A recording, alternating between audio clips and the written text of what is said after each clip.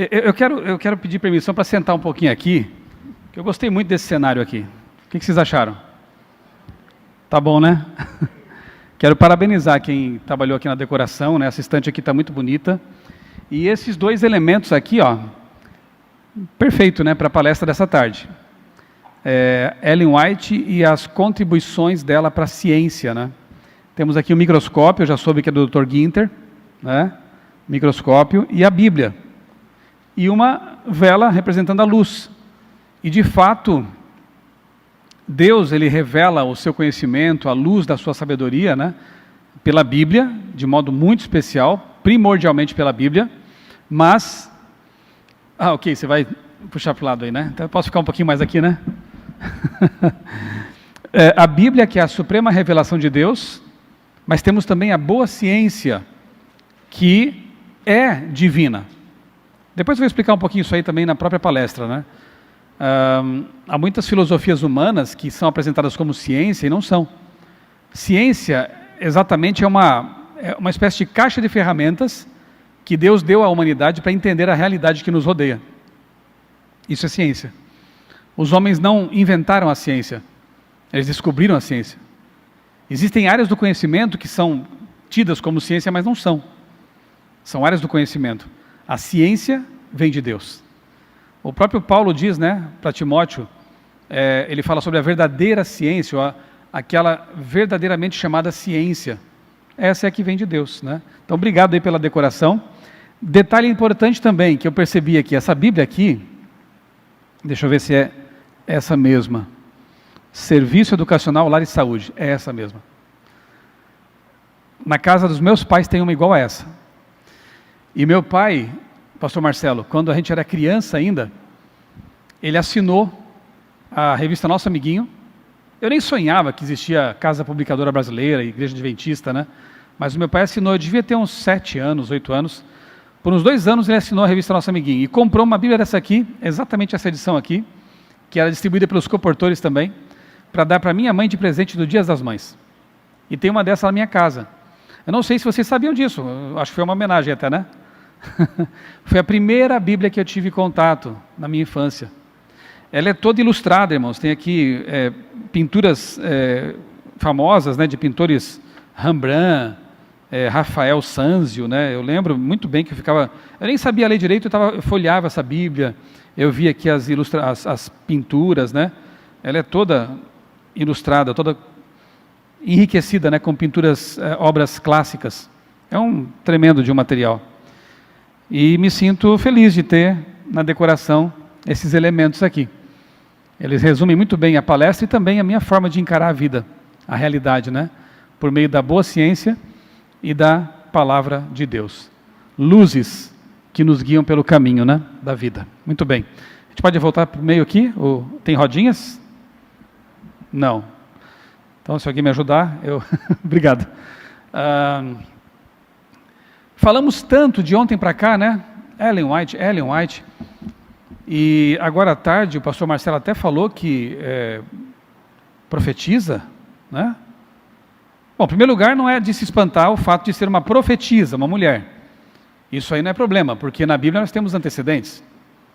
Me digam aí algumas mulheres que foram profetisas na Bíblia. Débora, minha esposa não, a outra Débora. Mas Débora, quem mais? Ana, quem mais? Ulda, as filhas de Filipe, no Novo Testamento, né? Miriam também podemos considerar profetisa. Então tem várias. Deus não faz acepção de sexo quando o assunto é dom profético, ok? Houve homens e houve mulheres. Então não há nenhum problema de nós entendermos que em nosso meio houve a manifestação do dom profético por meio de uma menina que dedicou 70 anos de sua vida a esse ministério de pregação, de ensino e de escrita. Agora, será que a pergunta não é, então, por que uma mulher? Não tem nada a ver essa pergunta, né? A pergunta é, será que ela realmente pode ser tida como uma profetisa inspirada por Deus? Outra coisa que é bom a gente, quem sabe agora, esclarecer aqui, antes de entrar no assunto em si, é o tipo de dom de ministério profético exercido. Mesmo na Bíblia, há os profetas canônicos E os profetas, obrigado Jairo, e os profetas não canônicos. O que quer dizer isso? Profetas canônicos são aqueles que escreveram partes da Bíblia. A Bíblia é chamada de cânon. Cânon é uma palavrinha que quer dizer régua. É a medida, é a nossa regra de fé. E é bom também que se diga isso, que nenhuma doutrina adventista, que nem é adventista, é bíblica, né? As 28 doutrinas são todas baseadas na palavra de Deus, fundamentadas na palavra de Deus. Eu dou estudos bíblicos há 30 anos. Nunca precisei usar nenhum texto de Ellen White nesses estudos, porque são estudos bíblicos. A Bíblia é a nossa suprema regra de fé e prática, e a própria Ellen White disse isso. A última reunião de que ela participou com os líderes mundiais da igreja, ela ergueu bem alto a Bíblia e disse: irmãos, recomendo-vos este livro. Se alguém disser que, vocês entendem que Ellen White é uma segunda Bíblia, essa pessoa não sabe o que está dizendo, porque nem ela se via desse jeito. O que é um profeta canônico? Profeta que escreveu partes que compõem a Bíblia. Me deem alguns exemplos. Vamos lá? Isaías, Ezequiel, Daniel, Novo Testamento, Paulo, João, percebeu?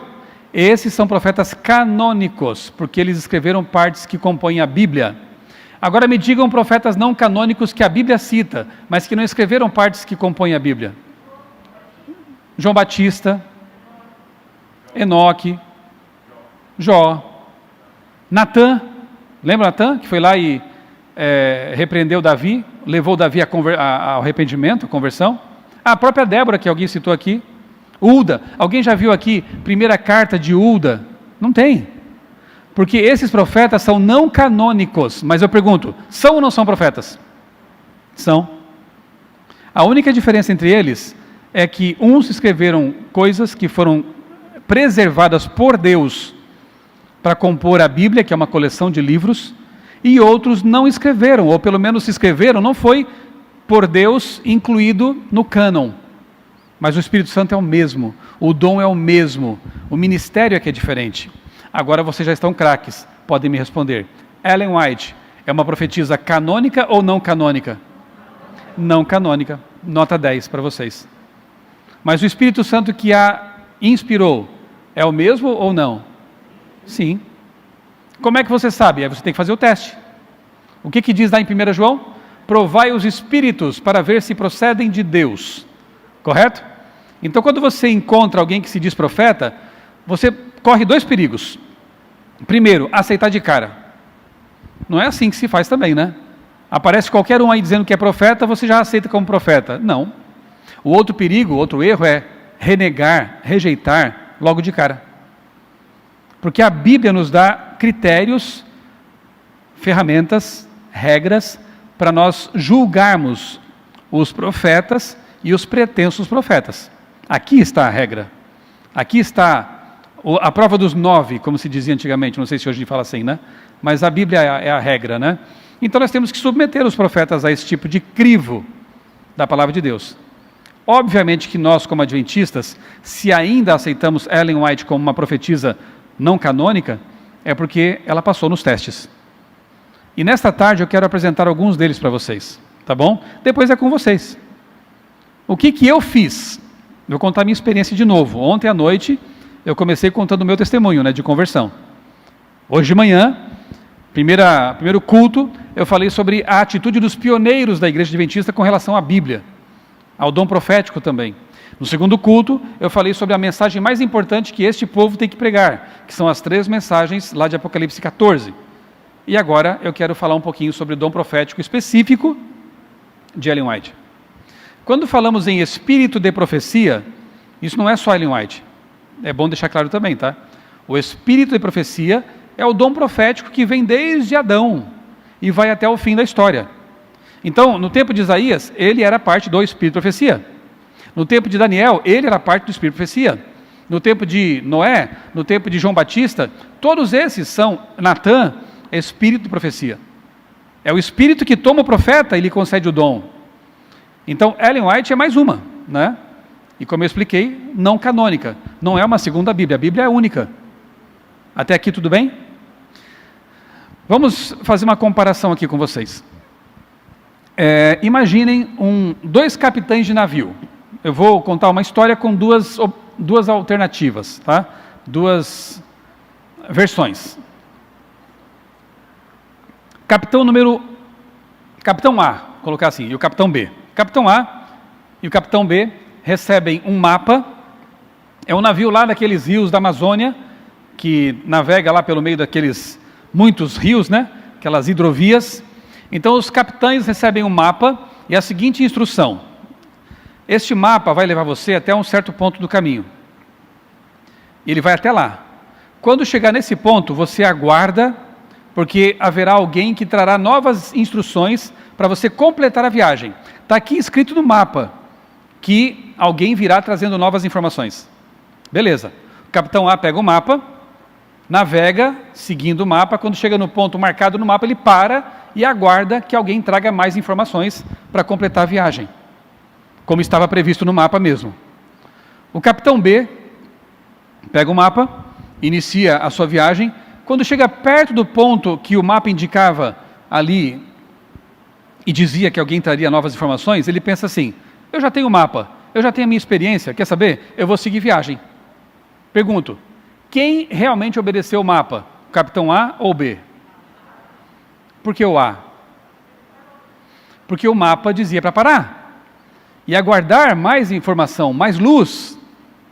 Pensa comigo, se a Bíblia nos disser que no fim do tempo, no fim do mundo, no fim da história deste mundo, haveria mais revelação profética, o dom profético existiria, quem seria obediente à Bíblia? Aquele que dissesse assim: eu vou aceitar a recomendação da palavra de Deus e vou testar os profetas para ver se algum deles é verdadeiro. Ou o B, que dissesse: eu não quero saber de nada disso, eu já tenho a Bíblia e ponto final. Quem realmente obedeceu a palavra de Deus? O A. Porque a palavra de Deus diz que haveria o dom profético nos últimos dias.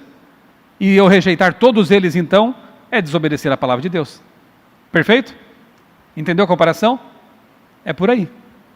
A Bíblia nos traz essa informação. Querem ver alguns exemplos? Mateus 24:24. Eu quero ver agora a memória de vocês. Qual é a advertência que Jesus dá nesse verso? Cuidado com os falsos profetas. E ele fala, Mateus 24 é o sermão profético, é sobre os últimos dias. Ora, o que você acharia se eu lhe desse a seguinte advertência: irmão, irmã, cuidado com as notas falsas de R$13. O que você acharia disso? Bobagem, não existe, né? É uma advertência inútil. Se Jesus disse que haveria o falso profeta, automaticamente o que eu posso pressupor? Que haveria o verdadeiro também. Porque caso contrário, ele diria o seguinte: olha, não liga para nenhum, vai ser tudo falso. Percebeu? O próprio fato de ele advertir contra o falso significa que haveria o verdadeiro. Efésios capítulo 4, versos 8, 11 e 12. Paulo diz que Deus, Jesus, né, quando sobe para o céu, concede dons à igreja.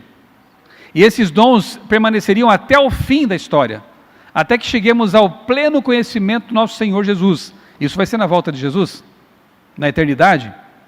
E entre aqueles dons listados estão os dons de ensinar, curar e profecia. Então, nós temos algo dito por Jesus. Paulo também diz que entre os dons que permaneceriam com a igreja até o fim, estaria o dom profético. Nós temos Joel, capítulo 2, conhece esse texto? 28 a 32. É aquele texto que diz assim, ó: acontecerá naqueles dias, diz o Senhor, e antes do verso 28 ele está falando do fim do mundo. Naqueles dias, nosso tempo, que vossos jovens terão visões, vossos velhos terão sonhos. Lá em Joel, uma profecia dizendo que nos últimos dias haveria manifestação do dom profético. Detalhe, Ellen White teve visões e sonhos, desde nova até a sua velhice. E Apocalipse, esse eu quero ler com vocês. Abram a Bíblia aí, por favor. Apocalipse, 12, 17, é um texto que eu até citei pela manhã. Apocalipse 12, 17. É aquele texto que identifica o povo de Deus nos últimos dias. E traz aqui características básicas desse povo. Há várias outras características, mas aqui temos as duas fundamentais. Você quer saber qual é o povo de Deus nos últimos dias? Você quer saber qual é a igreja profética na Bíblia? Olha só o que diz esse texto. Apocalipse 12, 17. O dragão, você sabe que é Satanás, né? O dragão irou-se contra a mulher, que simboliza a igreja ao longo da história. E foi travar guerra com o restante, o remanescente, os descendentes dela. Quem são? Os que guardam os mandamentos de Deus e têm o testemunho de Jesus. O povo remanescente na profecia tem duas características básicas. Quais são? Guardam os mandamentos de Deus, os da Bíblia, não os que foram adulterados. Os mandamentos de Deus na Bíblia e tem o testemunho de Jesus. Agora a pergunta é, o que é o testemunho de Jesus? Vamos ao Apocalipse 19 agora? A Bíblia responde. Ela lança a coisa e ela responde. 19, verso 10. O finalzinho do versículo aqui responde. E diz assim. Bom, o texto diz, né? Prostrei-me diante dos seus pés. Anjo Gabriel aparece para João. Ele se sentiu tentado a se ajoelhar ali. Pela glória do anjo, né? Prostrei-me diante de seus pés para adorá-lo. O anjo, porém, me disse, não faça isso. Sou um servo de Deus, assim como você e seus irmãos, que guardam o testemunho de Jesus. Adore a Deus, pois o testemunho de Jesus é o espírito de profecia. O próprio anjo Gabriel responde o que é o testemunho de Jesus. Aplicando isso aqui ao texto de 12, 17, nós temos o seguinte: o povo remanescente que o diabo tanto odeia, guarda os mandamentos de Deus e tem o espírito de profecia. Essas duas coisas.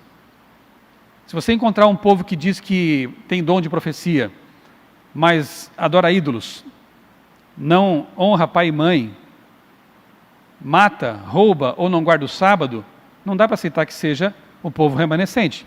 Pode até haver e há pessoas sinceras lá dentro, mas não é o povo remanescente da profecia. Mas se você encontrar um povo que guarda os mandamentos, inclusive o sábado, mas não tem a manifestação do dom profético entre eles, pode até haver e há pessoas sinceras lá dentro, mas não é o povo remanescente da profecia. Percebeu? É o que diz a Bíblia. Basicamente tem que ter duas coisas. Então, esses textos aqui, só 4, mas tem vários outros, né?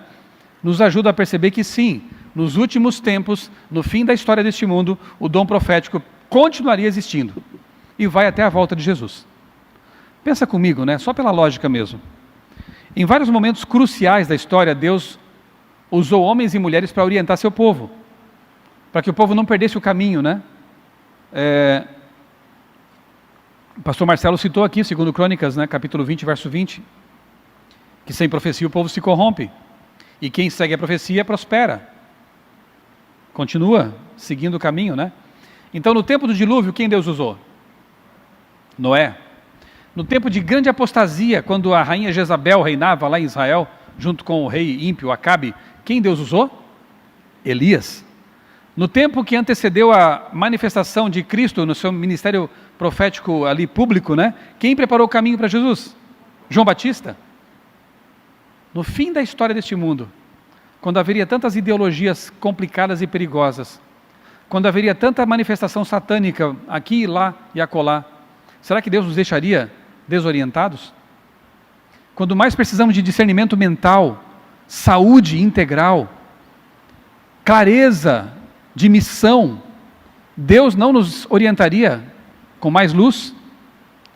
Antes da volta de Jesus, aí que nós precisaríamos mesmo. E Ele tanto nos orientou, que nos deu mais de 100.000 páginas de conselhos, instruções e recomendações. Deus não é bom? E usou um instrumento bem improvável, né? Uma menina frágil, doentinha, com pouco estudo formal. Deus gosta de confundir as coisas fortes, né? Usando as coisas fracas deste mundo. Como eu disse de manhã, uma sociedade que era machista, preconceituosa, Ele usou uma menina, né? 2 marmanjos anteriormente não aceitaram o dom. Sabiam que era pesado isso. Quem quer ser profeta é porque não sabe o que é ser um profeta. Não sabe o que é... Imagina você receber uma ordem de Deus para advertir um rei. Profetas do passado fizeram isso. E qual foi o preço que pagaram? Isaías foi cerrado ao meio. Jeremias lançado num poço de lama. Ellen White muitas vezes foi perseguida, foi rechaçada, foi cancelada, diríamos hoje, nas redes sociais, né? Não era fácil não, gente. Nunca é fácil ser um profeta. Você vai ser perseguido o tempo todo. Ela aceitou. Ela teve coragem. Que exemplo, né? 70 anos de um ministério maravilhoso, mas muito perseguida.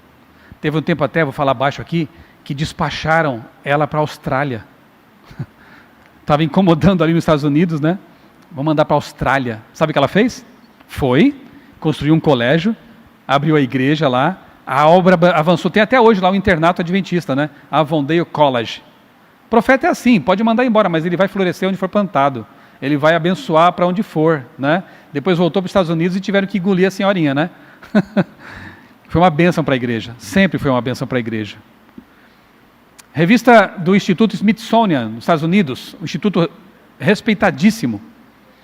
Essa edição especial elencou os 100 maiores norte-americanos assim, da história, que deram mais contribuição para a história dos Estados Unidos. Ali estão Martin Luther King, Abraham Lincoln, Thomas Jefferson, Oprah Winfrey e adivinhem quem mais? Ellen White. É que no Brasil, as pessoas que falam mal dela é porque não sabem, não têm ideia da pessoa, da relevância dela. Esquece agora o aspecto profético, religioso. Ela foi uma tremenda oradora, educadora, escritora. É a escritora americana mais traduzida na história. Então, os americanos que conhecem a história a reconhecem como uma figura importante. Tanto é que nos locais por onde ela passou, onde ela morou, por exemplo, a casa dela lá em Santa Helena, na Califórnia, tem uma placa do governo americano, reconhecendo essa mulher foi uma figura importante na nossa história. Só fala mal quem não conhece. Porque, ainda que você não a aceite como profetisa, você tem que reconhecer. Foi uma figura muito importante na história americana. Como autora, como palestrante, como educadora, como um monte de coisas, né? Eles sabem disso. Smithsonian Institute, 100 maiores americanos da história. Ela está lá junto com eles. Universidade de Oxford, o que você acha? É importante essa universidade? Oxford.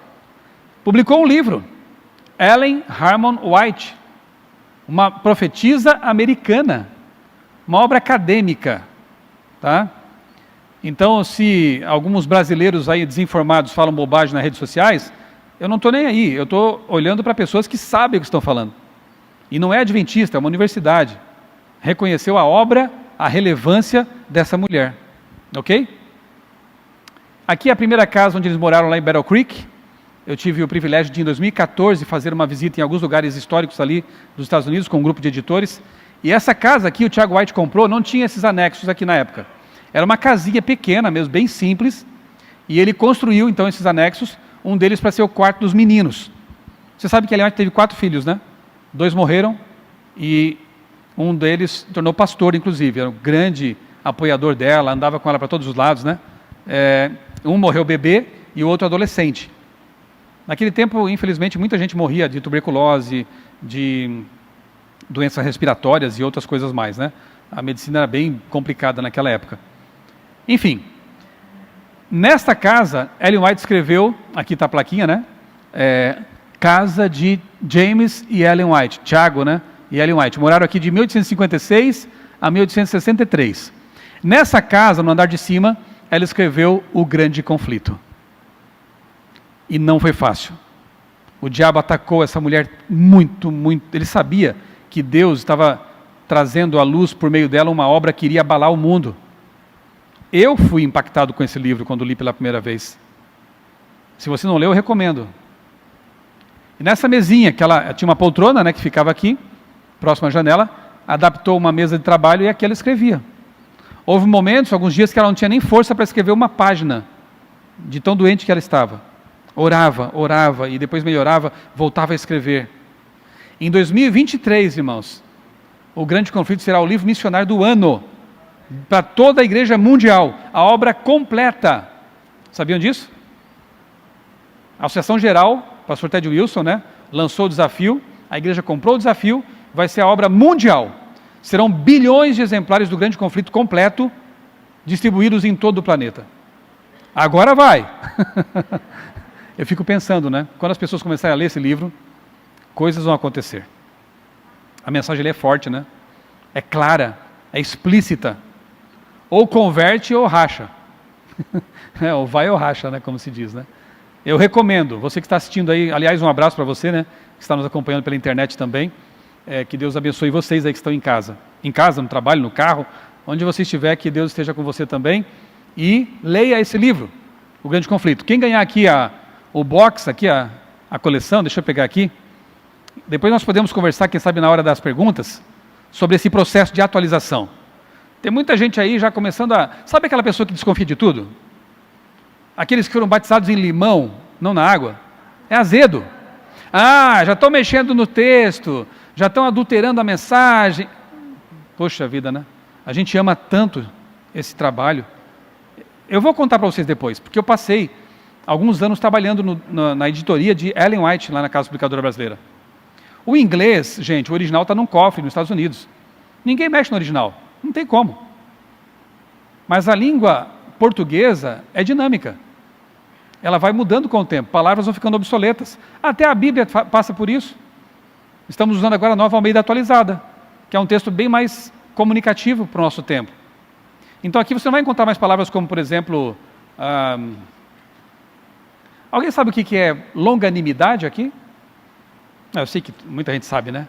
Mas tem muitas pessoas que não sabem mais o que é longanimidade. E é preciso traduzir esses termos para que a mensagem seja compreensível. Eu falei que não ia falar, estou falando já, né? Não, eu vou falar depois, eu vou deixar para falar depois. Como é que é o trabalho de um editor que trabalha com isso aqui, com muita oração, reverência. E eu fico triste quando vejo pessoas aí nas redes sociais lançando dúvidas sobre um trabalho cuja intenção é fazer chegar a mensagem profética à nova geração, com muita responsabilidade. Então aqui está o Grande Conflito nessa coleção. Alguém vai ganhar isso aqui depois, né? Os 5 livros. Isso aqui é um curso de teologia, gente. Você lê esses 5 livros, você fica fera na Bíblia, tá? Vou deixar aqui, ó, pertinho do microscópio aqui, ó. Pronto. Vamos lá.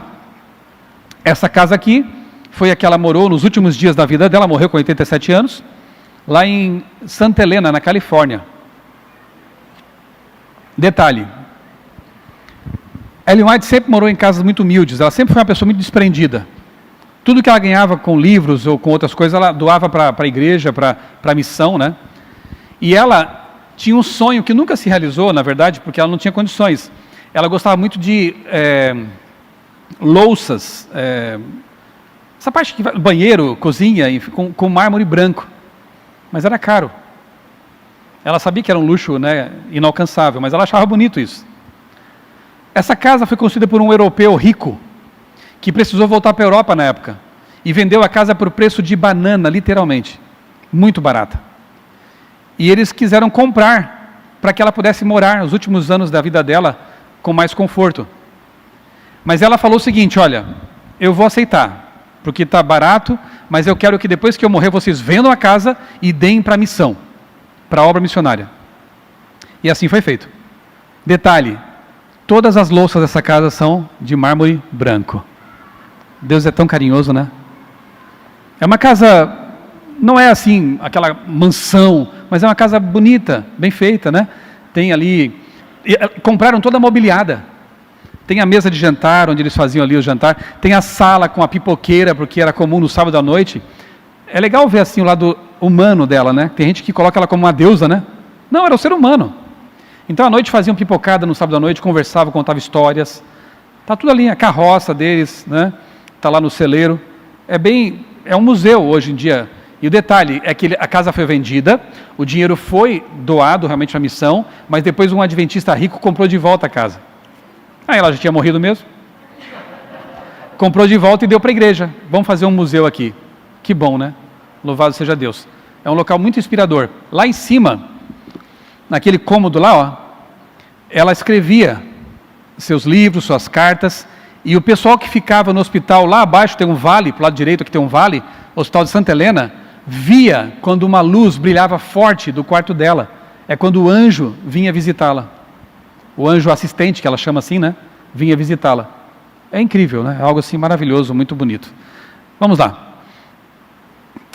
Quem acha que Ellen White era uma pessoa sem cultura, está muito, muito enganado. Não é porque ela nunca fez doutorado que não era uma mulher culta. Sabe o que é isso aqui? Metade da biblioteca de Ellen White lá na Universidade de Andrews foi guardada lá. É muito mais do que tem no minicentro aqui da porta da igreja. E quer saber? Tem mais coisa do que a minha biblioteca ali também. Naquele tempo, hein? Hoje é fácil você ter livros, até livro virtual aí no seu telefone, né? Naquele tempo tem enciclopédias, tem comentários bíblicos aqui nessa biblioteca de Ellen White. Então, assim, ela não pôde estudar formalmente porque ela recebeu uma pedrada, ficou doente, né, quando era criança, e não pôde acompanhar as aulas. Mas quem disse que depois que ela começou a receber visões de Deus, ela não foi atrás de conhecer, estudar, se aprofundar? Ela fez o que ela sempre ensinou as pessoas a fazer: estudem, vão atrás, pesquisem. Então, apaga da sua mente aquela ideia de que Ellen White é uma mulher ignorante, sem cultura. Nada mais falso. Não tinha educação formal, mestrado, doutorado. Ela era autodidata. Muita coisa do que está nessas obras foi pesquisa dela também, porque é mais ou menos como Lucas. Como é que o Dr. Lucas na Bíblia escreveu o seu evangelho? Lucas não conheceu Jesus pessoalmente. Lucas não andou com Jesus como Mateus, João e Pedro. Lucas pesquisou. Era médico, mas também era meio jornalista, tá, Dr. Guinta? Não fica pensando que era só médico, não. Porque ele fez uma pesquisa jornalística sobre a vida de Jesus. Entrevistou, conversou, e ele não foi inspirado por Deus para isso? Claro. A inspiração, ela age de modos diferentes, sabe? Não é só uma visão, como aconteceu com João, com Daniel. Deus também orienta a pessoa para pesquisar, para buscar, trazer fontes que possam acrescentar. As obras de Ellen White têm muito de pesquisa também histórica. E não deixa de ser inspirado o processo. Porque Deus, o Espírito Santo, é que conduz tudo isso, tá?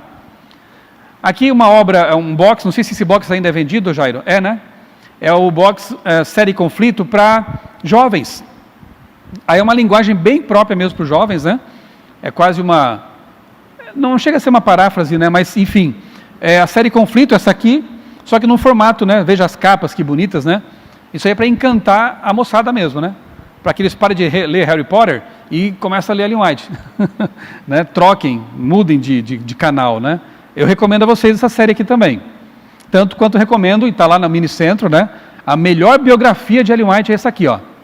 Escrita pelo neto dela, o Arthur White. Conhecia pessoalmente Ellen White. Então é um livraço, né? Ele é bem volumoso, conta detalhes da vida dela. É uma obra inspiradora. E a obra mais volumosa já publicada pela CPB em 120 anos de história é esta aqui, ó. Tem lá no Centro White também. Enciclopédia Ellen White. É um trabalho fantástico, com verbetes, né? Então você quer saber o que Ellen White escreveu sobre racismo. Hoje é o dia da consciência negra, né? A história da nossa igreja é fantástica nesse aspecto. Como Ellen White combateu o racismo. Ellen White chegava a dizer que racismo era um tipo de pecado passível de disciplina pela comissão da igreja. Olha aí. Era um pecado hediondo. Ela combateu, ela foi pró-abolicionismo na época dela. Os pioneiros, né, eram abolicionistas também. Inclusive, Ellen White propôs uma desobediência civil naquela época, sabiam disso?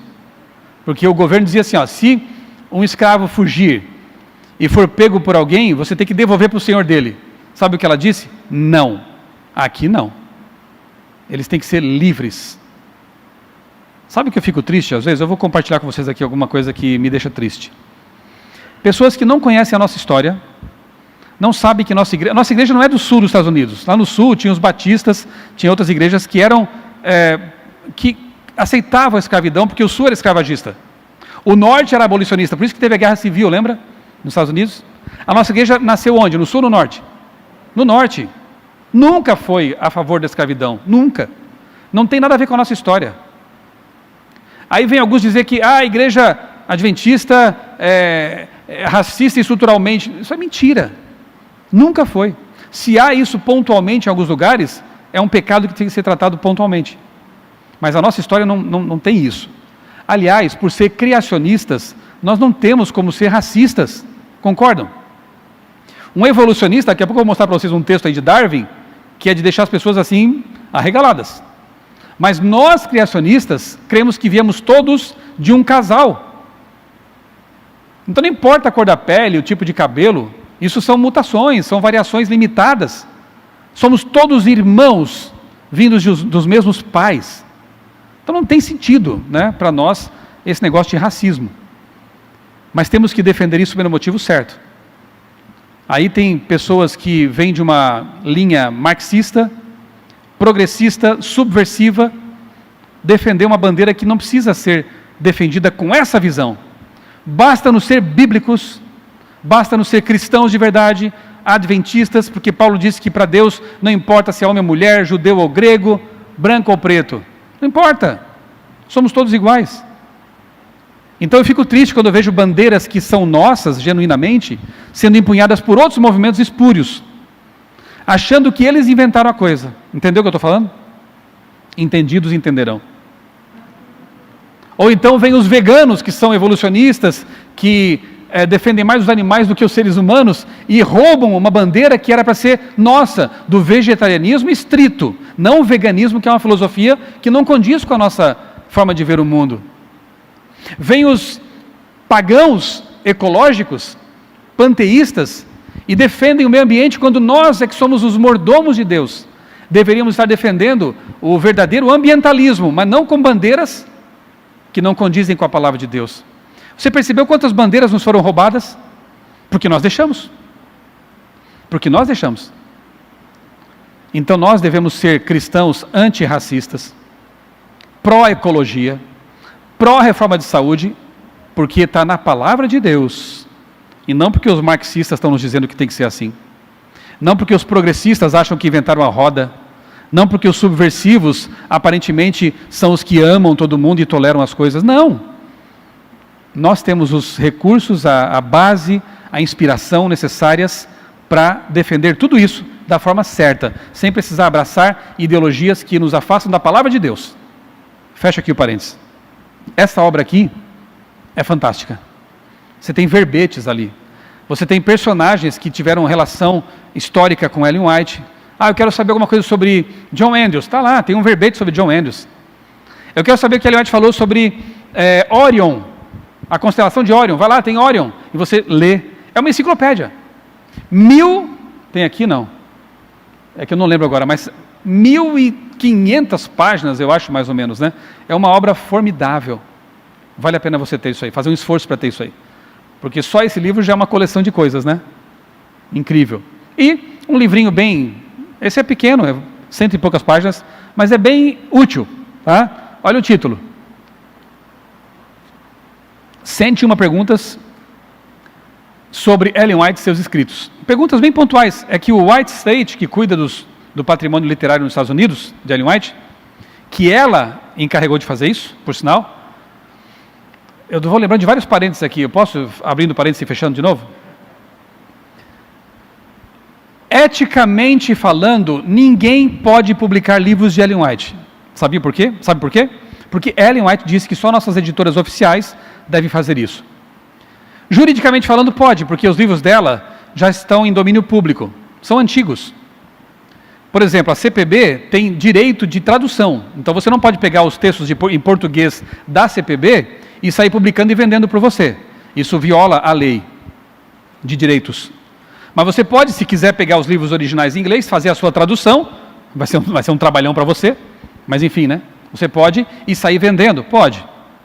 Mas se fizer isso, embora seja legal, não é ético. Porque a própria Ellen White deixou encarregados de fazer isso, encarregados entre os primeiros depositários, o neto dela, pastores que ela confiava, e disse que deveria continuar assim, esse legado. Então tem um departamento da igreja oficial que zela por esse patrimônio e encarrega as editoras oficiais da igreja. No caso do Brasil, qual é? A CPB. Na Argentina, ACES. Estados Unidos, a Pacific Press. Tem 60 editoras no mundo. Elas têm a autorização ética da própria profetisa para publicar. Se algum movimento por aí tem publicado obras de Ellen White à revelia, não está agindo de acordo com o que ela mesma queria que fosse feito. Porque há um risco, né? De manipularem, de distorcerem, usarem, né? De maneiras espúrias. Então é isso. Você que sabe, né? Tem a obra oficial, que a própria autora e profetisa, né? Recomenda que seja desse jeito. E tem as obras aí sendo feitas à revelia, sem o apoio da igreja. Cada um faz o que acha melhor, né? E de acordo com a sua consciência, mas a orientação existe quanto a isso. Fecho mais esse parênteses e avanço. Esse livro é muito bom, viu? São respostas curtas sobre várias questões assim interessantes. Aqui é a coleção na qual eu trabalhei. Depois eu posso falar um pouquinho na hora do bate-papo aqui sobre esse trabalho. É um box, temos ainda, Jairo? Não tem mais, né? Ele foi vendido aí por um preço assim... Gente, era R$20, eu acho, né? 6 ou 5 livros, né? Assim, foi feito com apoio da divisão sul-americana, das uniões, da CPB também, a preço de custo, para que todo mundo pudesse ter pelo menos uma coleçãozinha de Ellen White. Não sei quantos aqui tem em casa esse box. Eu tive o privilégio de trabalhar na atualização da linguagem desses livros aqui. E depois, se vocês quiserem, eu posso contar como é que foi, para tirar toda a dúvida desses conspiradores que acham que a gente está lá só pensando na maldade da igreja. O pessoal da CPB está ali só pensando em como prejudicar. Triste isso, né? Que Deus me calasse se algum dia eu voltasse a minha voz e a minha caneta contra a igreja dele. Eu não quero me perder. Você quer? Então, eu posso falar depois sobre isso aqui, tá? Porque foi um projeto maravilhoso. Sem contar que os aplicativos existem, né? Assim, o livro a obra está acessível. Quem quiser ter a coleção agora nova, está aqui sendo feita.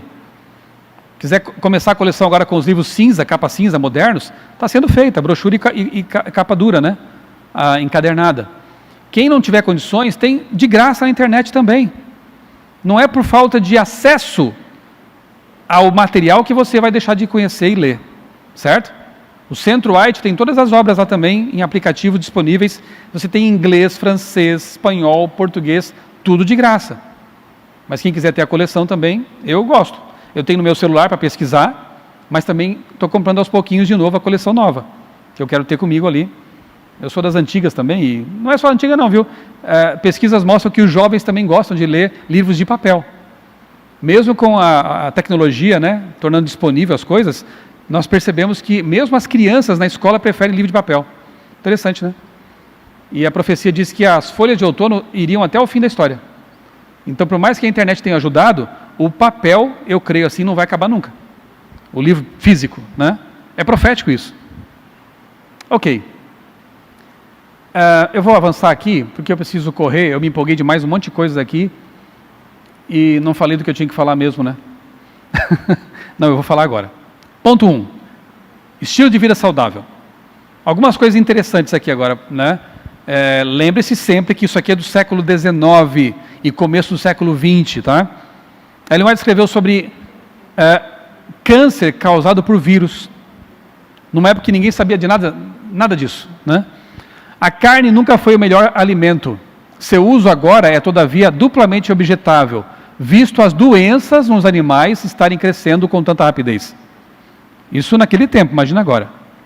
O povo come continuamente carne cheia de micróbios, de tuberculose, câncer. Assim são comunicadas essas e outras doenças. Ellen White, o que você está falando aí? Tá. Em 1956, tá? Anos depois, 93 anos mais tarde, a revista Newsweek publicou uma matéria intitulada Vírus estão ativando fatores de câncer. Dr. Wendell Stanley, esse aqui na tela, da Universidade da Califórnia, virologista e vencedor do Prêmio Nobel, disse acreditar que a maioria dos cânceres humanos é causada por vírus.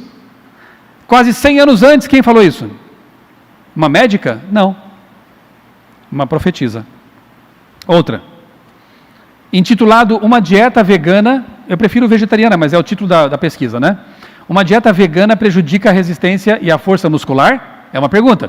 Um estudo publicado ano passado no European Journal of Clinical Nutrition observou que participantes que tinham uma alimentação vegana há no mínimo 2 anos, apresentaram melhor condicionamento físico e maior resistência para atividades aeróbicas que os que comiam carne a vida toda. Sabe aquela ideia falsa de que, você não come carne, você vai ser fraco? Irmãos, eu faço musculação. Não parece, eu sei, mas eu faço. E faço bike no fim de semana. Há 30 anos não como carne. Pergunta se eu não vou bem, como os outros também. Vou. Tenho uma saúde boa, graças a Deus, minha família também. Minha esposa também não come carne juntamente comigo já há 30 anos. E temos ótima saúde. Ela também faz exercício físico. E estamos bem, está tudo certo. E aí? 2020, uma pesquisa mostrando que essa ideia de que não come carne é fraco, é falsa. É falsa, totalmente falsa. Tem, como é que é esse pessoal que, halterofilista, né? Esportes de alta intensidade, tem vários vegetarianos que participam e que praticam isso aí. Não faz falta, proteína você obtém facilmente ali de fontes vegetais. Sobre cigarro, fumo. Em 1864, ela escreveu: o fumo é um veneno da mais enganosa e maligna espécie, tendo uma excitante, estimulante, né? Um efeito estimulante e depois paralisante sobre os nervos do corpo. É por tudo mais perigoso porque seus efeitos sobre o sistema são bem devagar e a princípio raramente percebidos. Multidões têm caído vítimas de sua influência venenosa. É bom lembrar que no tempo dela os médicos recomendavam o tabaco para ajudar em problemas respiratórios. Acredita nisso? Aí, ó, no tempo de Ellen White, fumar cachimbo era considerado benéfico para asma e muitas outras doenças do pulmão. Achavam que a fumaça limpava. Foi somente em 1957, quase 100 anos depois também, do que ela escreveu, que a Sociedade Americana do Câncer e a Associação Americana do Câncer concluíram que fumar causa câncer de pulmão. Demorou, hein? Ellen White estava muito à frente de seu tempo com a compreensão desse assunto. Desse e outros mais. Estão percebendo? Luz solar e bactérias. Ela dizia, e olha, lá no norte dos Estados Unidos é frio, né? Mas ela insistia, abram as janelas, deixem entrar sol na casa, porque o sol é germicida e tal, né? Ok, isso escrito lá naquele tempo. Aí, tempos depois, 80 anos depois precisamente, de Ellen White ter falado isso, Dr. Lawrence Garrod, professor de bacteriologia da Universidade de Londres, realizou estudos sobre o efeito da luz nas bactérias de poeira nos quartos de doentes.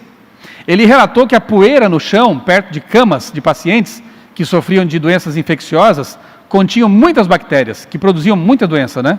Isso era verdade sobre poeira embaixo da cama e em todo lugar escuro do quarto. Mas a poeira da janela e do parapeito da janela não continha bactérias. Eles perceberam isso. Por quê? Perguntaram. A luz natural, a luz normal do dia, mesmo num dia nublado e mesmo no inverno na Inglaterra, pode ser letal para as bactérias. E que o vidro absolutamente não é uma barreira para que isso aconteça. O que a senhora White falava lá 80 anos antes? Deixa o sol entrar. Confirmado? Hoje mais ainda. Chá e café. Chá não é qualquer chá, né? Chá estimulante, que tem também cafeína, né? Olha só. O chá preto atua como estimulante e até certo grau produz intoxicação. A ação do café e de muitas outras bebidas populares é idêntica. Eu sei que vocês gostam aqui, não vocês não, mas a cultura aqui é o tererê, que é o chimarrão lá dos gaúchos, mais frio, né? Tereré, é isso aí, né? Pois é, né? Vai pensando aí no que eu vou falar agora. O primeiro efeito é estimulante. Em virtude desses resultados, muitos julgam que o chá, ou o café, o tereré também, né? Lhes traz grande benefício, mas é engano. O uso continuado desses irritantes nervosos, estimulantes, chamamos hoje, é seguido de dores de cabeça, insônia, palpitação, indigestão, tremores e muitos outros males, pois eles gastam a força vital. Os nervos fatigados necessitam de repouso e sossego, em lugar de estimulantes e hiperatividade. A natureza necessita de tempo para recuperar as exaustas energias. E aí, temos confirmação científica disso? Vamos ver? O que você acha? Deixa eu ver se eu consigo ver ali. New England Journal of Medicine. Tá bom para você? A associação de beber café com causas específicas de mortalidade. Uma matéria, um artigo científico mostrando várias causas aí, vários fatores de mortalidade trazidos por cafeína. Outra matéria, outro artigo científico aqui, na Life Science, cafeína, ela corta, né, corta o sono e prejudica o dormir, né? Mesmo que você vá dormir horas depois de ter tomado cafeína. Atrapalha o sono, é um estimulante.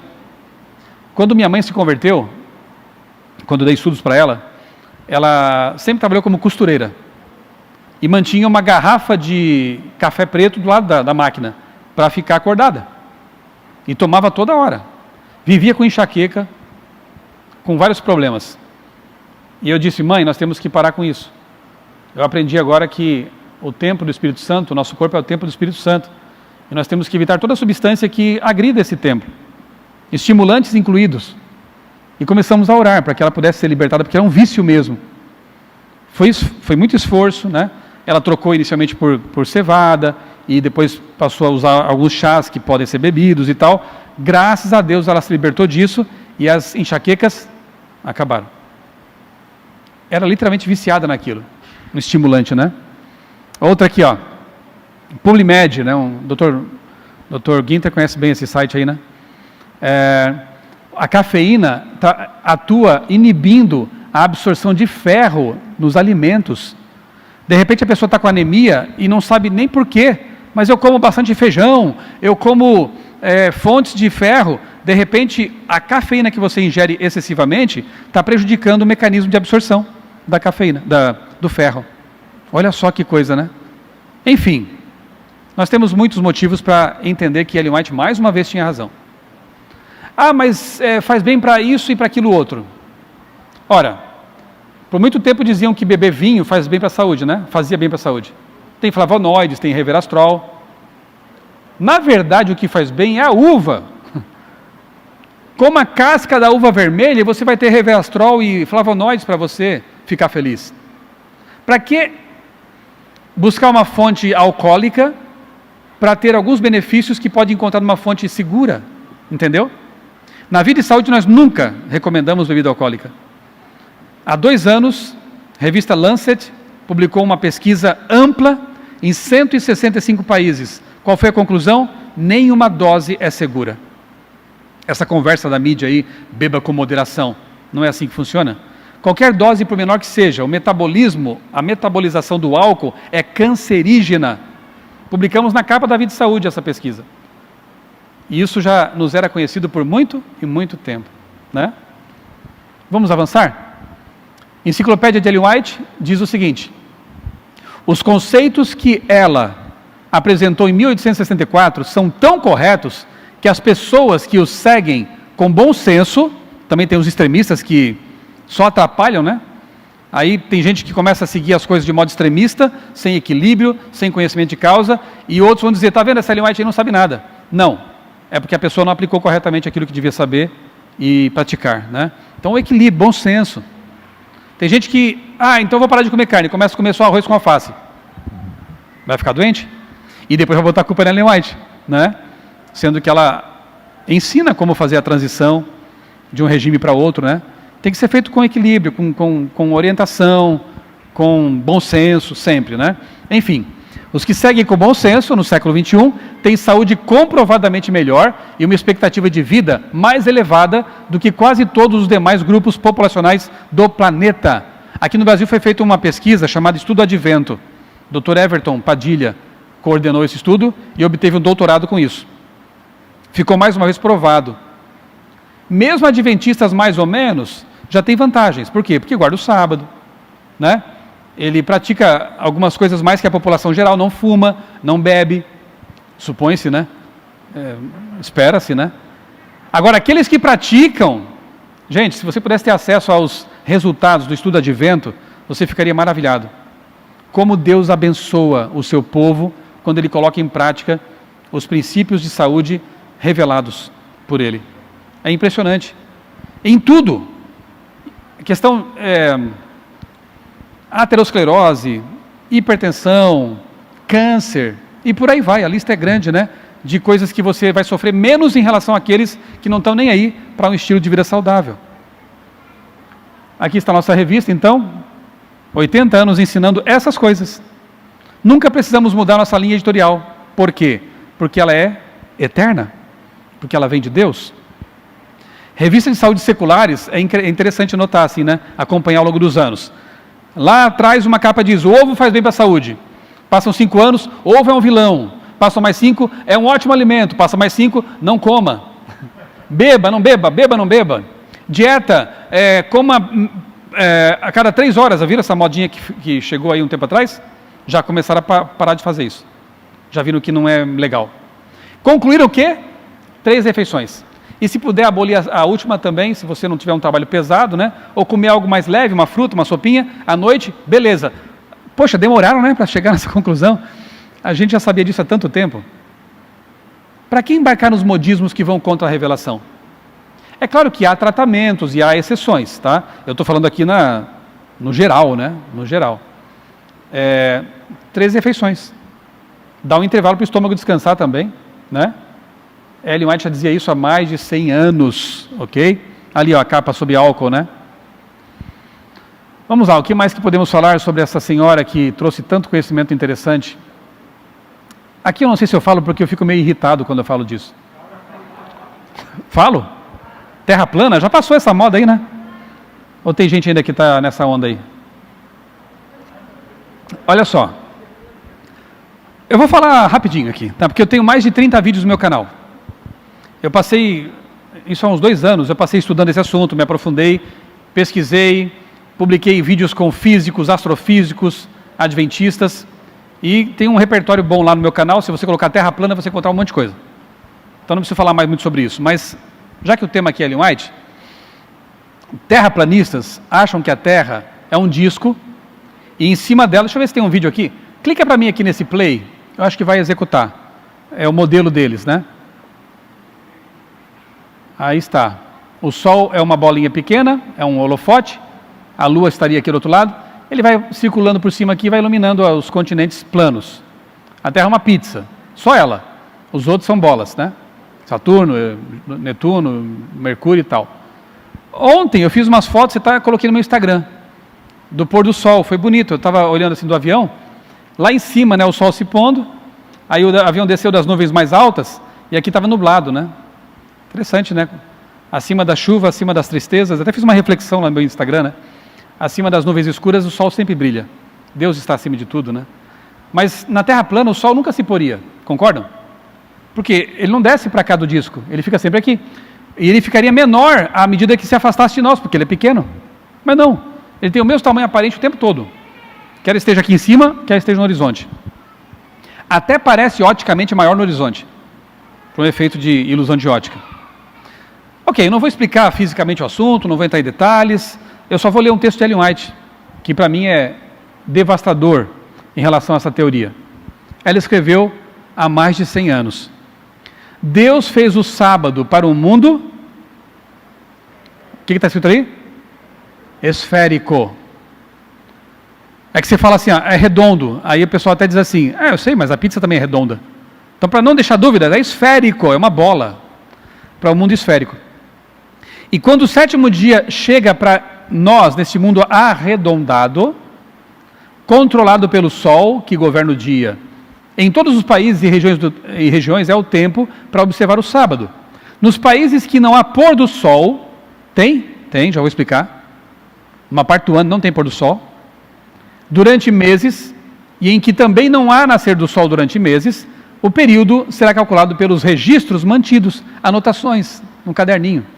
Como é que funciona lá, por exemplo, na Escandinávia, né? Dinamarca, Noruega, lá em cima, no polo, no círculo polar ártico, né? O Sol, durante 6 meses, faz esse movimento aqui no céu.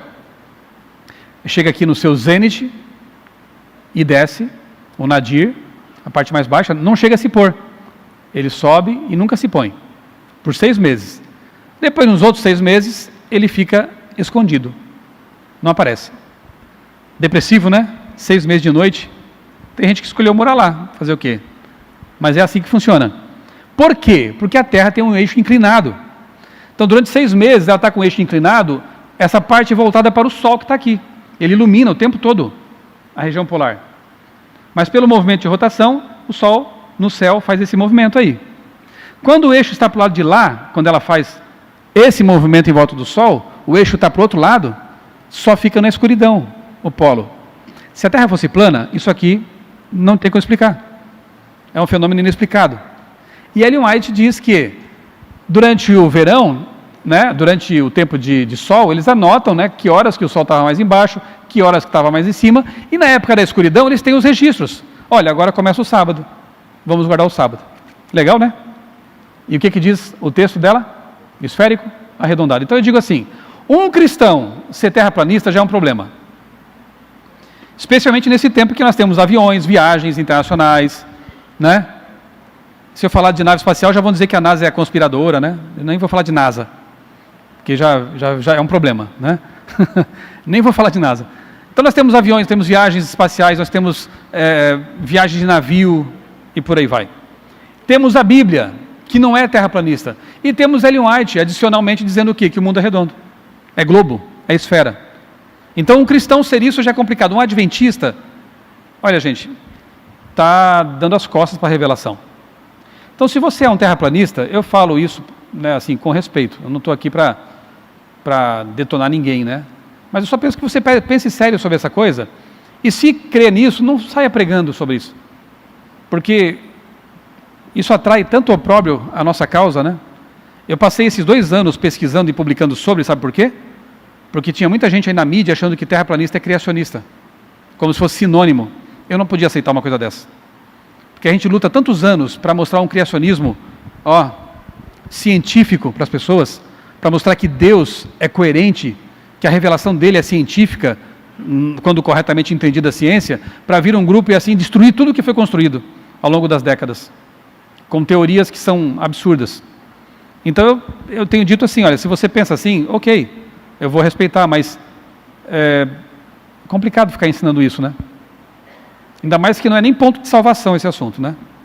Então pense, analise, reflita sobre isso e saiba que a profetisa jamais defendeu uma ideia como essa, né? O que mais? Tem outro texto aqui interessante, ó. Ela não só não era terraplanista, como não era também geocentrista, porque para os terraplanistas a Terra está no centro. São geocêntricos, né? Geocentristas. Nós que seguimos a boa ciência e a palavra de Deus, somos heliocentristas. O Sol está no centro do sistema e a Terra gira em torno dele, e os demais planetas também. Olha o que ela escreveu aqui, ó. A mesma energia criadora que trouxe o mundo à existência exerce-se ainda na manutenção do universo e continuação das operações da natureza. A mão de Deus guia os planetas em sua marcha ordenada através dos céus. Não é por causa de uma força inerente que a Terra, ano após ano, continua seu movimento ao redor do Sol e produz suas bênçãos. Quem orbita ao redor de quem? Segundo Ellen White? Segundo a ciência? A Terra orbita o Sol. Ele é muito maior que a Terra. Mas o que dizem terraplanistas? Que o Sol gira em cima da Terra. Complicado, né? Aí está o sistema solar, uma representação artística, né? Os planetas. E ela até fala assim que, como Newton falava também, né? Que isso revela a ordem que Deus estabeleceu, o poder de Deus, né? As leis maravilhosas que Deus estabeleceu para o funcionamento do universo. O criacionismo também está intimamente ligado, né, à obra de Ellen White. Esse autor aqui, Ronald Numbers, que estuda, né, a religião, é um acadêmico também. Nesse livro aqui, ele traça o DNA do criacionismo com o movimento adventista e Ellen White, uma incentivadora do pensamento criacionista no mundo. Agora eu vou comparar com vocês o que dois autores contemporâneos, tá? Um chamado Charles Darwin e a outra chamada Ellen White. O que Darwin falava sobre negros e brancos, e o que Ellen White falou sobre isso, e o que Darwin falava sobre homens e mulheres, e o que Ellen White falou sobre isso. E aí você vai ver que estranho, porque muita gente exalta Darwin e pisa em Ellen White, porque não conhece a história. Quer ver? Isso aqui é um livro de Darwin que é muitas vezes escondido debaixo do tapete. O pessoal fala muito da origem das espécies e tal. Esse aqui ele é meio complicado, ele é meio constrangedor para os darwinistas. A descendência do homem. Por quê? Quer ver? Vamos ler aqui um trecho. Foi publicado em 1871, depois do Origem das Espécies, tá? Ele afirmou que a lacuna atual entre antropóides e humanos se encontra entre o gorila, do lado do macaco, e o negro ou aborígene australiano, do lado humano. Sim, Darwin compara negros e aborígenes com macacos. O Darwin insensado na academia, o Darwin respeitado, aspas, a ruptura entre homem e seus mais primitivos, mais próximos aliados, será então ampliada, pois irá intervir entre o homem e em seu estado civilizado, mais civilizado, como podemos esperar, mesmo que o caucasiano branco e alguns macacos tão baixos quanto o babuíno, ao invés de como agora entre o negro e o australiano e o gorila. É bem confuso o que ele escreve mesmo, né? Mas resumidamente, ele é racista. Ponto. Eu estou lendo um livro agora, o título é De Darwin a Hitler. Ideias têm consequência, gente. Hitler, sim, foi embasado, né, nessas ideias aí para promover sua eugenia, limpeza racial. Então Hitler queria matar os negros, judeus, homossexuais. Não estou dizendo que darwinistas são nazistas, por favor, entenda o que eu estou dizendo aqui. Assim como não estou dizendo que, por exemplo, quem assiste desenho animado violento vai sair matando as pessoas, mas alguns vão. E alguns mal intencionados vão usar essas ideias para defender suas aberrações. Hitler foi um caso. A própria secretária pessoal dele, eu tenho lá em casa o livro, Traud Jung, no livro, o título é Até o Fim, ela fala que entre os livros que Hitler lia, estava o livro de Charles Darwin. Hitler era um evolucionista. Mas, o que mais? O que Darwin falou sobre as mulheres? Agora se segurem, irmãs. Vocês vão ter agora náusea. A distinção principal nos poderes mentais dos dois sexos reside no fato de que o homem chega antes que a mulher em toda ação que ele empreenda. Requeira ela um pensamento profundo, ou então razão, imaginação, ou simplesmente uso das mãos e do sentido. Ou seja, o homem é melhor em tudo. Tá? Onde o homem chegar, ele chega na frente. No pensamento, na ação, na pintura, na literatura. Tem mais? Segura aí. Se houvesse dois grupos de homens e mulheres que mais sobressaíssem na poesia, na pintura, na escultura, na música, trate-se da composição ou execução da música, na história, nas ciências, filosofia, não poderia haver termos de comparação. O homem sempre vai ser o melhor. Podemos também concluir que, se em muitas disciplinas os homens são decididamente superiores às mulheres, o poder mental médio do homem é superior ao das mulheres. Gostaram? Nem eu. Minha mulher me supera em muita coisa, tá? E graças a Deus que a gente se completa. Darwin era machista, além de racista, mas o pessoal adora Darwin, né? Ellen White, o que ela escreveu na mesma época? Vamos ver? Mensagens Escolhidas, volume 2. O nome do homem de cor, como chamavam naquele tempo, né? Negro. Alguns falam negro, outros falam preto, né? Naquele tempo chamavam homem de cor. O nome do homem negro é escrito no livro da vida, ao lado do nome do homem branco. Todos são um em Cristo. Nascimento, posição, nacionalidade ou cor da pele não podem elevar nem degradar os homens. Quem você prefere, Ellen White ou Darwin? Eu não tenho dúvidas, né? Mas Ellen White não recomendou o casamento interracial no tempo dela. Sim, é verdade. Num tempo de muito racismo, em que crianças mestiças seriam totalmente desprezadas por brancos e por negros. Ela fala para cuidar disso por causa dos filhos, não porque fosse proibido. No país como o Brasil não tem nada a ver esse tipo de coisa, né? Não se aplica. Não tem conselhos na Bíblia que são dados para uma cultura específica e que não tem mais aplicabilidade em nossa cultura, você só extrai o princípio. A mesma coisa acontece com Ellen White. Há conselhos que eram localizados. Você tem que analisar a cultura da época. Isso aqui é universal. O que ela diz aqui é que homens e mulheres, brancos e negros e asiáticos, são todos iguais perante Deus. E sobre mulheres, o que ela escreveu? Querem ver? Testemunho Celeste, volume 1. Ao criar Eva, Deus pretendia que ela não fosse nem inferior, nem superior ao homem. mas em todas as coisas fosse o quê? Igual. O santo par não devia ter nenhum interesse independente um do outro, e não obstante, cada um possuía individualidade de pensamento e de ação. Eram iguais, porém, graças a Deus, diferentes. Porque nas diferenças estão as complementaridades. Mas ontologicamente falando, essencialmente falando, são iguais perante Deus. Tanto é que homem e mulher os criou, a imagem de Deus os criou. O homem e a mulher são a imagem de Deus. Você fica com Darwin ou com Ellen White? Eu não tenho dúvidas, né? Então não venha dizer que o adventista, que Ellen White eram racistas, eram machistas, eram misóginos, porque está totalmente errado isso. Se alguém foi tudo isso, foi Darwin, no tempo dela, e não ela. Muito pelo contrário. Ok? Só para comparar, né? Vamos avante? Eu vou terminar por aqui. E não vai dar tempo de falar muita coisa sobre isso, mas é bem legal. Fala, Jairo. Jairo, fala? Dá tempo ainda? Você me dá 4 minutos? 1 hora? Aí vira vigília isso aqui, né? Não, eu consigo em alguns minutos. Gente, isso aqui é algo muito recente, tá?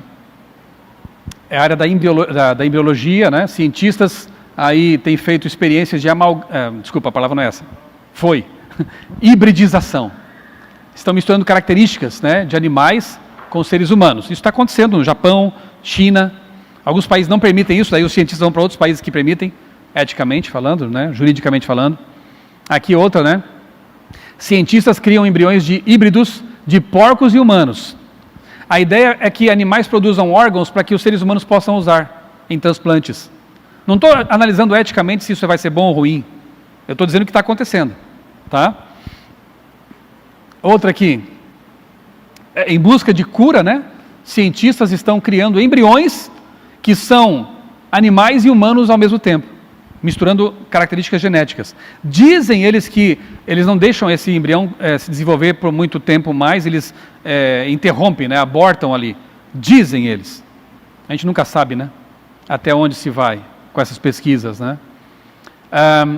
Japão aprova primeiro experimento com animais e humanos, embriões misturando características humanas e de animais. O Japão aprovou isso aí. Por muito tempo se pensou que era impossível fazer esse tipo de coisa. Só que lá atrás, no livro Spirit of Prophecy, volume 1, Ellen White escreveu uma coisa surpreendente. Se há um pecado acima de todo outro pecado que atraiu a destruição da raça pelo dilúvio, foi o aviltante crime de amálgama. Amálgama é misturar duas coisas diferentes. Lembra quando fazia no dente, lá no dentista, amálgama para cobrir o buraco da cárie? São metais e coisas diferentes juntadas ali, uma amálgama. O crime de amálgama de homem e besta, animal, que deturpou a imagem de Deus e causou confusão por toda parte. Deus se propôs a destruir aquela raça poderosa e longeva que corrompera os caminhos perante Ele. Esse texto era tão polêmico que o próprio anjo disse para Ellen White, não fale mais disso. Sabiam desse assunto? No meu blog Criacionismo tem um artigo longo sobre amalgamação, uma análise longa desse assunto. Quando eu fiz o mestrado em teologia, eu fiz também uma monografia sobre esse assunto e pesquisei o que eu pude sobre essa questão. O assunto é tão polêmico no século XIX que o anjo disse, não toque mais no assunto. Ela só escreveu isso aqui, basicamente. Por que era polêmico? Porque no século XIX não existia engenharia genética. A única forma suposta de haver mistura entre animais e seres humanos era pelo sexo. Mas não dá certo. Aí não dá certo mesmo. Não tem como misturar, né, características humanas e animais por via sexual. Então esse texto era uma loucura no tempo dela e foi melhor que ela parasse de falar mesmo. Amalgamação. Alguns adventistas, tentando acertar as coisas, acrescentaram até, entre colchetes, um D aqui, quer ver? Amálgama de homem e de besta, só que esse D não está no original. Porque eles queriam dizer o seguinte, olha, o pecado era a mistura de humano com humano e de animal com animal. Mas eu pergunto, que pecado tão grave é esse, misturar humano com humano? Qual o problema? Não vejo um pecado tão grave assim, a ponto de Deus dizer, chega, basta. Agora, se eu penso em mistura de homem com animal, mexer no código da vida, eu vejo um pecado gravíssimo. Gente, essa é a minha posição, tá? Existem outros pensadores adventistas que pensam um pouco diferente, acham que isso aqui é um outro assunto, mas eu não sei. Repito, é a minha posição. Eu vejo aí que os antediluvianos faziam engenharia genética. Misturavam características e começaram a bagunçar a vida. E Deus disse, chega, basta. Aí eu te pergunto, quanto tempo falta para Jesus voltar? Com base nisso aí, se eu estiver certo. Deus vai dizer de novo daqui a pouco, chega, porque voltamos a fazer isso. Os antediluvianos eram muito inteligentes, tinham uma vida que durava séculos. Com certeza eles tinham condições, né, de fazer coisas tremendas, que para nós seriam surpreendentes. A humanidade avançou de novo, demorou um tempão de novo, né, agora. Com a nossa capacidade limitada de intelecto, de longevidade, mas chegamos a um ponto agora bastante avançado. E de novo estamos brincando com a vida. E eu fico pensando, quando será que Deus vai dizer, chega, basta, agora não mais. Enfim, pode ser, pode não ser, mas eu vejo que mais uma vez, possivelmente, Ellen White se antecipou em muito, né, as próprias pesquisas científicas aí, né. Quem sabe ela não acertou mais uma coisa, né, aqui, né. E eu termino então com aquele texto, o pastor Marcelo citou no começo, Crônicas 20:20, que diz, crede no Senhor vosso Deus e estareis seguros, crede nos seus profetas e prosperareis. Eu não sei quanto a você, mas eu agradeço muito a Deus pelo ministério profético de Ellen White, por esse patrimônio literário que a nossa igreja ganhou de presente de Deus. Eu encaro como um presente essa monumental obra inspirada, e por isso eu leio, por isso eu estudo, e sou abençoado por esses livros há 30 anos. Só posso agradecer a Deus. Como eu disse de manhã, quanto mais eu leio os livros de Ellen White, mais vontade eu tenho de ler a palavra de Deus. Quanto mais eu leio os livros de Ellen White, mais perto da Bíblia eu fico. Mais vontade de buscar a Deus eu tenho. Será que isso deve ser uma obra satânica? Você acha que Satanás ia dar um tiro no pé desse jeito? De fazer uma coisa que aproxima as pessoas de Deus? De fazer uma coisa que leva as pessoas para a Bíblia? Não posso ver desse jeito. Então, para você que está em casa e aqui na igreja, eu só digo uma coisa. Está com dúvida ainda? Vá ler. Foi o que eu fiz. Foi um dos estudos mais difíceis para mim, quando eu me converti. Eu duvidei, eu não conseguia aceitar, mas eu comecei a ler. Eu li O Caminho a Cristo, eu li O Grande Conflito, Atos dos Apóstolos, Deserto da Tentação, um livrinho pequeno, maravilhoso, Santificação também, um livrinho de bolso pequeno. E quanto mais eu lia, mais maravilhado eu ficava. Nunca encontrei nada em desacordo com a Bíblia, porque no momento que encontrasse, eu descartaria Ellen White na hora. Porque essa é uma das provas mais importantes. O que diz Isaías 8:19? A lei é o testemunho. Se eles não falarem de acordo com essas palavras, nunca verão a alva. Se perderão por causa disso. Então, se o profeta está de acordo com a lei de Deus e com o testemunho dos profetas que vieram antes, aceite, mas não rejeite antes de conhecer. No mínimo, você estará desprezando um presentaço de Deus e perdendo grandes oportunidades de mudar a sua vida, de crescer na fé, de se aproximar de Deus. Então, creia nos profetas e com certeza você vai prosperar em vários sentidos, na sua vida espiritual, na sua vida material, na sua vida de saúde física, em todos os sentidos. Que Deus nos abençoe, para que tenhamos vontade, tempo, organização e disciplina, para ler tudo isso que Ele nos enviou como orientações para chegarmos até o fim e encontrar Jesus quando Ele voltar. Amém. Amém.